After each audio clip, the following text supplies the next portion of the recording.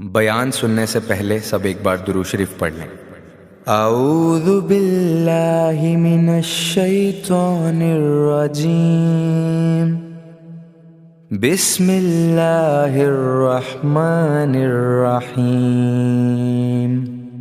اللہم صلی علی محمد وعلی آل محمد کما صلیت علی ابراہیم وعلی آل ابراہیم انک حمید مجید، اللہم بارک علی محمد وعلی آل محمد کما بارکت علی ابراہیم وعلی آل ابراہیم انک حمید مجید۔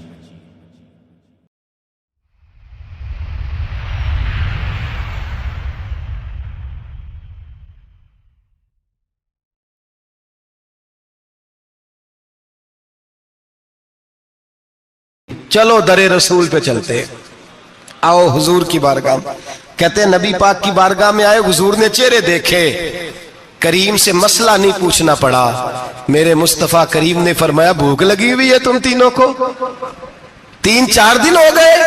اللہ کے رسول نے فرمایا مجھے پورا ہفتہ ہو گیا ہے۔ سبب کچھ اور ہے جس کو تو خود سمجھتا ہے۔ زوال بندہ مومن کا بے زری سے نہیں، بھوک نقصان کا وجہ نہیں بنی، وجہ کوئی اور بنی ہے۔ رشوتیں جو بازار گرم ہوئے ہیں لوٹ مار کے، یہ روٹی کے لیے نہیں، یہ زیادہ کھانے کے لیے، یہ بینک بیلنس کے لیے گرم ہے۔ یہ لوٹ مار کا مقصد کوٹھیاں بنانا ہے، روٹی کا تو رب کریم کا وعدہ ہے۔ جو روز روتا ہے شام کو کہ میرا کاروبار کوئی نہیں، اصل میں کہتا ہے بنگلہ کوئی نہیں، اصل میں کہتا ہے کار کوئی نہیں، پجارو کوئی نہیں، روٹی تو اللہ عطا فرماتا ہے، اس کا وعدہ ہے۔ فرمایا حضور نے 3 دن بیت گئے، چلو۔ میرا بے تکلف صحابی ابو الحسن انصاری، وہ بڑے نصیب والے ہوتے ہیں جن کو میرے نبی پاک خود کہتے تھے کہ تیری فلانی ذمہ داری ہے۔ اس زمانے کا تو کسی کو کہہ دیا جائے یہ تیری ذمہ داری ہے تو کہتا ہے یہ تو پھٹیکے ڈالنے لگ گیا ہے، یہاں سے تو چھٹی کر دینی چاہیے۔ خوش ہوتے تھے صحابہ کہ ہماری ذمہ داری لگی۔ کہتے ہیں حضرت ابو الحسن انصاری کے گھر گئے، نبی پاک نے فرمایا بھوک بڑی لگی ہے، کھانا لا۔ کہتے ہیں حضور نے اسے کہا تو اس آدمی کو تو وجد ہی ہو گیا۔ اس نے کہا میرے اتنے نصیب کہ حضور کا یہ کھانا کھلا۔ آؤ دیکھو دنیا والو، آج جو سب سے زیادہ عزت والا ہے وہ میرا مہمان بنا ہوا ہے۔ فرماتے ہیں وہ دوڑے گئے، بکری اٹھائی، ذبح کی، بیوی کو کہنے لگے روٹی تیار کر، ادھر کھجوریں توڑی، انگور توڑے، کہنے لگے حضور آپ جب تک تناول کریں تب تک کھانا پک جاتا ہے۔ حضرت عمر کہتے ہیں روٹی پک کے آئی، بڑا پیارا گوشت، بڑا اچھا سالن، بڑا خوبصورت خلوص والا کھانا۔ فرماتے ہیں میں نے بڑا ہی کھایا۔ نبی پاک نے نہ ایک روٹی لی اور چھوٹی چپاتی، تھوڑا تھوڑا سالن کونوں سے، اور جب نبی پاک نے کھا لیا تو حضور کی آنکھوں میں آنسو آئے۔ حضرت عمر کہنے لگے حضور روئے کیوں؟ نبی پاک نے فرمایا سوچتا ہوں 7 دن کے فاقے کے بعد کھایا ہے، پر ڈرتا ہوں رب اس کا حساب پوچھے گا تو جواب کیسے دینا ہے، اس کا حساب بھی تو دینا ہے نا جو کھایا ہے۔ تو حضرت عمر فاروق کے ہاتھ میں کچھ چیز تھی، زور سے زمین پہ ماری، کہا محبوبہ 7 دن کے بعد بھی روٹی کھائے تو حساب دینا ہے۔ نبی پاک فرمانے لگے عمر وہ مالک ہے نا، تو جب دیتا ہے تو حساب نہیں لے سکتا، حساب تو دینا ہے، حساب تو دینا ہے، تیاری رکھو۔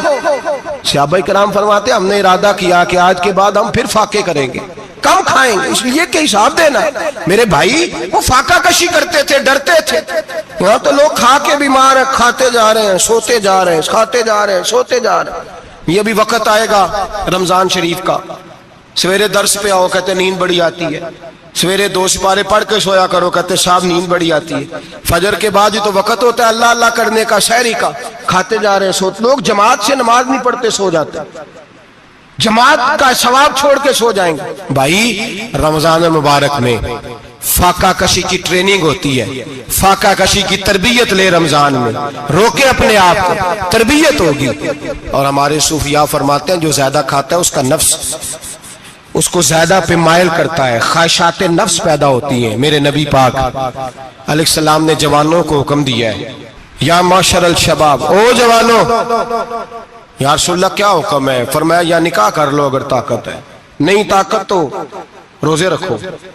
حضور روزے سے کیا ہوگا؟ فرمایا تمہارا نفس کچلا جائے گا، شیطان وسوسہ اندوزی نہیں کرے گا۔ آج نوجوان بڑھ بڑھ کے کھاتا ہے، بہت زیادہ کھاتا ہے، کبھی اس ہوٹل سے کھاتا ہے، کبھی اس ہوٹل سے کھاتا ہے۔ اتنا زیادہ کھائیں گے تو نفسانی قوتیں उछल करके आएंगे, मुश्किल हो जाएगा। शादियां देर से होती हैं, माँ बाप आंखें बंद करके बैठे हुए हैं। अगर माँ बाप की जिम्मेदारी हो और माँ बाप निकाह ना करे तो नबी पाक ने फरमाया बच्चे गुनाह करेंगे तो जितना गुनाह बच्चे को उतना बाप को भी होगा। तो माँ बाप चुप है, दूसरा शादी मुश्किल बड़ी है, महंगी बड़ी, और तीसरा नहीं कर रहे कुछ लोग तो रोजे भी नहीं रख रहे। तो रमजान उनके लिए भी वक्त है, नफसानी कुव्वतें कुचली जाएंगी। खाना जितना कम खाया जाएगा उतना वजूद के अंदर नफसानी ख्वाहिशात कम पैदा होंगी। तो रमजान तो प्रैक्टिस है मुजाहिदे की, दीन की। और दूसरा, मेरे हबीब पाक सल्लल्लाहु अलैहि वसल्लम ने फरमाया है, हुजूर फरमाते हैं कि रमजान और कुरान का आपस में रिश्ता है। कुरान पाक कितना पढ़ना चाहिए रोजाना? ज्यादा से अल्लाह जज़ा दे, उम्मीद है आप ज्यादा से ज्यादा ही पढ़ते होंगे। भाई सुने, हदीस मुबारका में नबी पाक ने फरमाया रमजान और कुरान दोनों मिल के ना, बड़ी प्यारी हदीस है, फरमाया दोनों मिल के अल्लाह की बारगाह में मेरी उम्मत की सिफारिश करेंगे। रमजान और अल्लाहु अकबर। किस तरह? नबी पाक फरमाते हैं रमजान कहेगा ए अल्लाह, दिन के वक्त मैंने इसे तेरी रजा के लिए खाने पीने से बाज रखा, और कुरान कहेगा या अल्लाह, रात को तेरी रजा के लिए खड़ा होकर ये कुरान सुनता था। रमजान और कुरान दोनों सिफारिश करेंगे। हम ना बड़ा कुछ पढ़ते हैं, सुनते हैं, सीखते हैं। अब यकीन करें, ये खाते भाई का भाई से इख्तलाफ हो जाए ना तो वो 30 साल पुराने खाते खोल के ले आता है, सारी रात ढूंढता है कि मेरे पैसे कहां से निकलते हैं, पढ़ लेता है। कुरान पाक की बारी आती है तो नहीं पढ़ते कुरान पाक। अब्बा जी का खत्म होता है तो मांगते फिरते हैं, कहते 2 कुरान पाक, 10 कुरान पाक। ये बातें बतानी नहीं चाहिए, करनी नहीं चाहिए, लेकिन चूंकि तरबियत के लिए बैठा हूं तो कर देता हूं। मेरे शागिर्दों से पूछें, यहाँ मदरसा है अल्हम्दुलिल्लाह, दर्जनों तलबा है, असातिज़ा है, मेरे पीर भाई हैं, और मेरा ये दावा है कि शायद कोई किसी से इतना प्यार करता हो जितने मेरे शागिर्द और मुरीद मुझसे करते हैं। लेकिन मैंने कभी किसी से नहीं कहा कि जरा सूरत फातिहा पढ़ के देना, मैंने अपने अब्बा जी को सवाब देना है। पूछ लें किसी से नहीं कभी कहा, कभी नहीं मैंने कहा कि जरा मुझे थोड़ा सा कुरान पढ़ दे। मैं इसको नाजायज नहीं कहता, पढ़वाना चाहिए, लेकिन मैं अपने वालिदैन के लिए कभी सवाल नहीं करता कि मुझे जरा पढ़ के दो, मैंने बख्शना है, इसलिए कि मैंने जाती तौर पे रूटीन बनाई है। मैं समझता हूं कि कायनात के अंदर मेरे ऊपर जिन लोगों ने एहसान किए उनमें सबसे ज्यादा हिस्सा मेरे माँ बाप का है। मैं समझता हूं इस बात। कितना नालायक हूं मैं कि मैं 1 महीने में एक कुरान पाक भी पढ़ के उनकी रूह को एहसाल नहीं कर सकता। मेरा ये तरीका है जाती, मैं कदगन नहीं लगाता, मेरा जाती तरीका ये, अलहम्द से शुरू करो और 2 सूरतें छोड़ के कुरान पाक खत्म कर दो आखिरी, और फिर फलक और नास सूरतें साथ ले जाओ। यहां बैठ के साले सवाब नहीं करना, खत्म नहीं दिलाना, साथ ले जाओ, कब्र पे खड़े हो जाओ और फलक और नास सूरतें कब्र पे बैठ के तिलावत करो। और जो कुरान मजीद पढ़ा है उनकी रूह को वहां एहसाल करो। ओ भाई, औलाद जब माँ बाप के लिए पढ़ती है तो उसे कहना नहीं पड़ता अल्लाह बख्श दे, इसलिए कि औलाद की नेकियां खुद ब खुद माँ बाप के खाते में जमा होती हैं, खुद नेकियां जमा होती हैं। मेरे भाई, तू बच्चों से ये तो मुतालबा करता है कि बेटा इस साल रमजान मुबारक में मेरे लिए सत्तू जरूर बनाना, फलानी चटनी जरूर तैयार करना, ये क्यों नहीं कहता बीवी से कि डिशें कम बनाना? तू भी बैठ के कुरान पाक पढ़, मैं भी कुरान पाक पढ़ता हूँ। इधर आओ बेटा, यहाँ बैठ के तिलावत करो, मैं भी करता हूँ। बेटी इधर आओ, बैठ के कुरान पाक पढ़ो। कितना वक्त लगता है? हाफिज और कारी और उलमा अगर पढ़े तो 20-25 मिनट लगते हैं कुरान पाक का सिपारा पढ़ने, और अटक अटक के पढ़ने वाला भी पढ़े तो 1 घंटा लग जाएगा। और मेरे नबी पाक सल्लल्लाहु अलैहि वसल्लम ने फरमाया जो कुरान पढ़ते हुए अटकता है अल्लाह उसे डबल सवाब अता फरमाता है। फरमाया जो जुबानी पढ़े सिंगल सवाब, जो देख के पढ़े उसे डबल सवाब। हुजूर क्यों? फरमाया इसलिए कि मेरा कुरान देखने पे भी अल्लाह सवाब अता फरमाता है, कुरान देखने पे भी अल्लाह सवाब देता है, देखने का भी सवाब। रमजान शरीफ में कुरान पाक पढ़े, खोल के पढ़े। और मेरे भाई, अगर तेरा बच्चा पढ़े, अगर तेरी बेटी पढ़े, कायनात का खुशनसीब बाप वो है कि बेटा कुरान पढ़े, चाहे नाजरा ही पढ़े, जिसकी बेटी पढ़े। जिंदगी में इन्हें इस काम पे लगा जाओ, मरने के बाद भी पढ़ेंगे। इमाम जलालुद्दीन सुयूती शाफई रहमतुल्लाह अलैह फरमाते, हजरत ईसा कब्र के पास से गुजरे, कब्र पे अजाब हो रहा था, अल्लाह का गजब बरस रहा था। जनाब ईसा इस्तिगफार पढ़ते डरते गुजर गए। थोड़ी देर के बाद, चंद घंटों के बाद गुजरे तो उसी कब्र पे फूल खिले हुए थे, रहमत बरस रही थी। हजरत ईसा अलैहिस्सलाम अर्ज करने लगे, मौला तू बेनियाज है, मेरी ताकत नहीं तेरे कामों में बोलने की, पर अभी तो यहाँ अज़ाब हो रहा था, अभी रहमत बरस रही है। जनाब ईसा कहते हैं आवाज़े खुदाबंदी आई, ईसा बंदा बड़ा गुनाहगार था, पापी था, मुजरम था, खताकार था, लेकिन जब इसका इंतकाल हुआ, इसकी बीवी हामला थी, उसके पेट में बच्चा था, बच्चा इसके इंतकाल के बाद पैदा हुआ। आज वो 4-4.5 साल का हुआ है, मकतब में गया है, मदरसा में गया है, उस्ताद ने बिस्मिल्लाह शरीफ पढ़ाई है, फरमाया उसने तोतली जुबान से कहा है बिस्मिल्लाहिर्रहमानिर्रहीम का, ऐसा मुझे बतला इस जमीन पर वो मासूम जिसे अभी रहमान और रहीम कहना नहीं आता, वो तोतली जुबान से मुझे रहमान और रहीम कहे और मैं उसी जमीन पे उसके बाप को अजाब दूं। फरमाया उसने एक बार रहमान और रहीम कहा है, मैंने उसकी बाप की कब्र को नूर से मामूर फरमा दिया है, नूर से भर दी है कब्र, बरकत से भर दी है। अल्लाह करे मेरे बेटे भी कुरान पढ़े, अल्लाह करे मेरी बेटियां भी कुरान पढ़े, अल्लाह करे हम सब की औलादे कुरान पाक पढ़े। देखे ना इमाम आजम अबू हनीफा रमजान में 61 कुरान पाक पढ़ते थे। कितने? 60 टेक, अल्लाह अकबर। एक कुरान पाक दिन में पढ़ते पूरा, एक रात को पढ़ते, एक तरावी में पढ़ते, 61 कुरान पाक इमाम साहब पढ़ते। आप फरमाते मैंने छोड़ दिए सारे वजीफे, मैं सिर्फ रसूलुल्लाह का कुरान पढ़ता हूं। रमजान सारा कुरान पाक, सारा रमजान। अब तो आदत ही नहीं रही हमें कुरान पाक की। अगर लोग नाराज ना हो तो महफिल नात होती है, तो तिलावतें कितनी होती हैं, और नाते हमने ज़ौक़ ही नहीं बनाया, ज़ौक़ ही नहीं बनाया हमने तिलावत कुरान का, इसलिए कि कुर्रा उलमा फुकरा इनको हम तैयार ही नहीं कर रहे, हम तो एक्टर पाल रहे हैं जो पैसे लेते हैं नात खानी के, माज़अल्लाह। ओ मेरे भाई, क्या कुरान मेरे नबी की नात नहीं?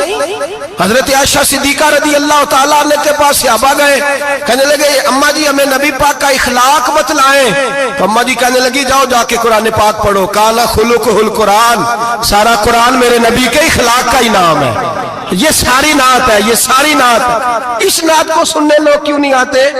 इतना राश में अपने नात में उतना तरावी पे क्यों नहीं होता? और मिल्लत का जवान याद रखे, बूढ़े तरावियां पढ़ते हैं, ज़ईफ तरावियां पढ़ते हैं, घुटनों में दर्द है तरावियां पढ़ते हैं, बीमार बूढ़े तरावियां पढ़ते हैं, जवान वहां चौक में खड़े।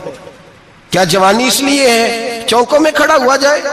क्या जवानी इसलिए है कि सऊदी अरब जाने के लिए पासपोर्ट बनाना हो तो 2.5 घंटे खड़ा रहे तू, शनाख्ती कार्ड के दफ्तर तू खड़ा रहे, प्रोटेक्टर के लिए खड़ा रहे, काफिरों के सामने कासा लेसी करने के लिए तू खड़ा रहे, तू नौकरी पे जाए तो सारी रात खड़ा रहे, और तू कुरान के लिए खड़ा नहीं होता? मेरे महबूब ने फरमाया मन कामा ईमानन व इहतिसाबन गुफिरा लहु मा तक़द्दम मिन ज़ंबे।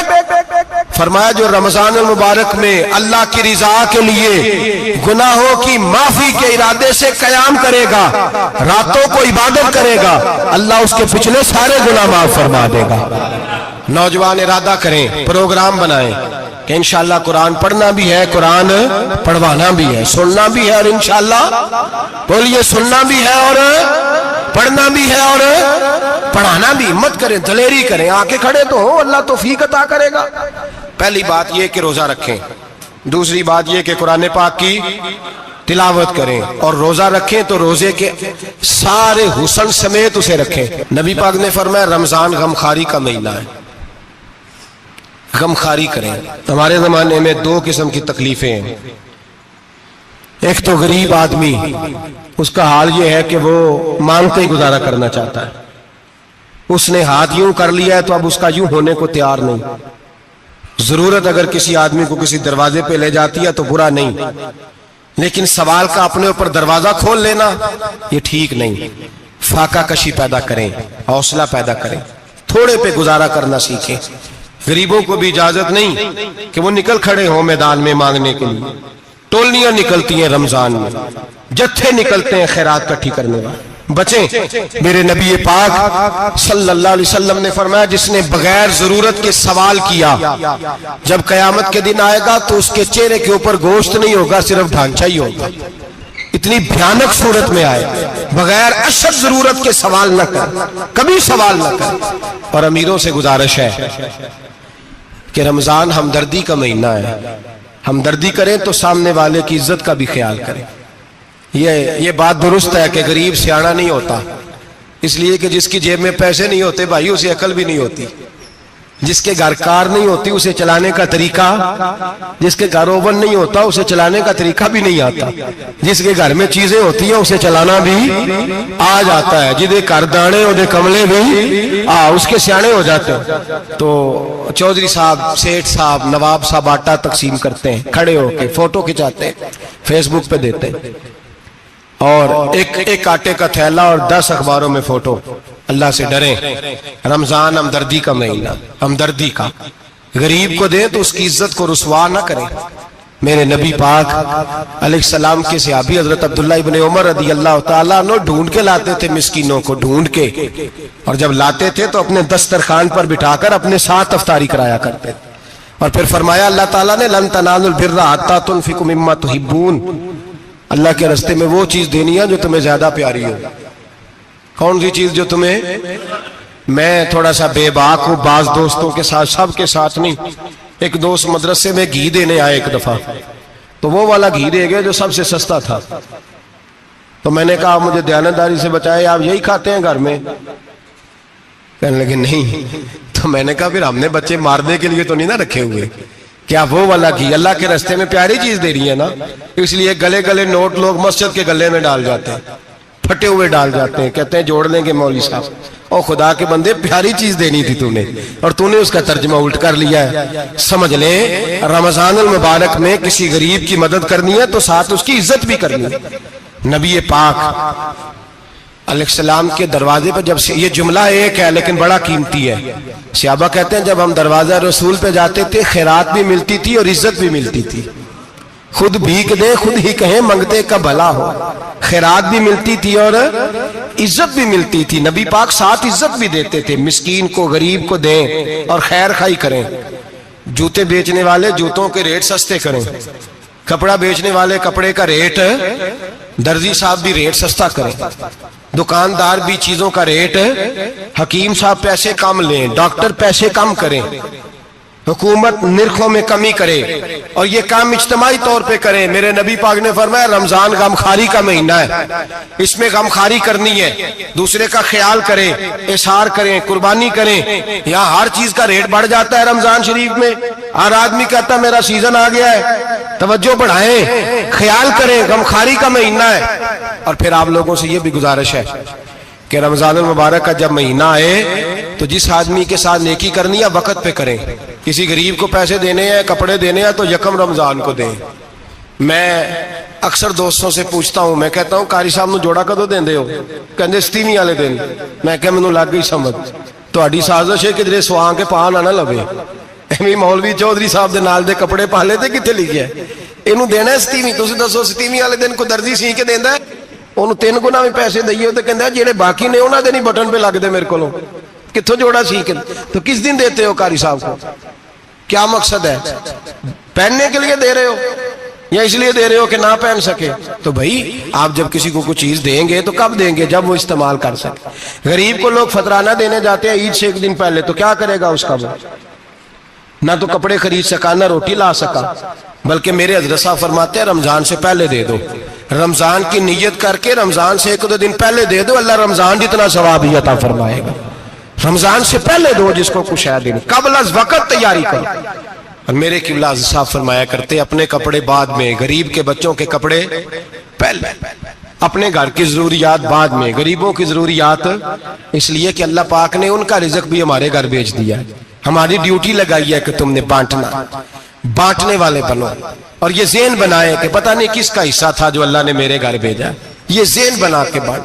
اور جس کو دینے جائیں، ہاں آپ کو اجازت ہے تھوڑا بہت پتہ کرنے کی، لیکن تھوڑا بہت تفتیش کرنے کی اجازت، بال کی کھال اتارنے کی اجازت۔ میں نے دیکھا ہے لوگ غریبوں کا انٹرویو لیتے ہیں، تیرا تو فلانا کمانے والا نہیں، تیرا تو فلاں بچہ، او بھائی بہت سارے غریب ایسے ہیں، بڑے ہیں جو کمانے کی کوشش کرتے ہیں لیکن ان کا سبب نہیں بنتا۔ ہاں ہاں ہے ایسے لوگ جو سعودی عرب چلے گئے ہیں، کہتے ہیں تیرا تو فلاں باہر نہیں گیا ہے، گیا ہے، لیکن سارے سعودی عرب جانے والے بھی مال کمانے کی طاقت نہیں رکھتے، کئی وہاں بھی بیٹھ کے بیچارے قرضوں میں الجھے ہوئے ہیں، وہاں والوں کے ظلم کا شکار ہے، بہت ساری آزمائشوں میں تو تفتیش کرتا ہے۔ میرے امام شافعی کا ایک جملہ اگر آپ کو یاد رہ گیا تو بات بن جائے گی۔ امام شافعی رحمت اللہ، بلکہ حضرت غوث اعظم جیلانی کے پاس وہ بات آپ کو زیادہ فائدہ دے گی۔ حضرت غوث اعظم جیلانی کو ان کا ایک مرید سمجھانے لگ گیا، کہنے لگا حضرت جی آپ سب کو دیتے رہتے ہیں، ہر بندہ مستحق نہیں ہوتا، ذرا ٹٹول کے دیا کریں۔ تو غوث اعظم جیلانی فرمانے لگے بھائی مجھے تو لگتا ہے تو بھی ان چیزوں کا مستحق نہیں تھا جو اللہ نے تجھے عطا کر دی ہے، پہلے تو بتا تو مستحق تھا، تجھے اپنی حیثیت اوقات کا پتہ ہے جو اللہ نے تجھے دے دی ہے، طاقت تھی، کوالٹی تھی، تیرے اندر وہ صلاحیت تھی، رب نے تو نہیں تیری تفتیش کی کہ تو قابل ہے کہ نہیں، تو اللہ کے بندوں کی تفتیش کرتا پڑتا ہے۔ امام شافعی فرمایا کرتے، امام شافعی فرماتے رب تجھے پرکھ کے نہیں دیتا، ٹٹول کے نہیں دیتا، رسوا کر کے نہیں دیتا، تو غریبوں کے ساتھ یہ سارا ظلم کیوں کرتا ہے؟ بس پتہ چل گیا وہ ضرورت مند ہے تو دے، اس لیے کہ اجر تجھے غریب نے نہیں دینا، اجر اللہ نے دینا ہے، اور اللہ اجر عمل پہ نہیں دیتا، اللہ تو نیت پہ اجر عطا فرماتا ہے۔ تو نیت دیکھ تیری کس طرح کی، تو میرے بھائی غریب کو دیں قبل از وقت دیں۔ رمضان مبارک میں چوتھا کام، بات آخری اور چوتھا کام سنیں، رمضان میں دین سیکھیں۔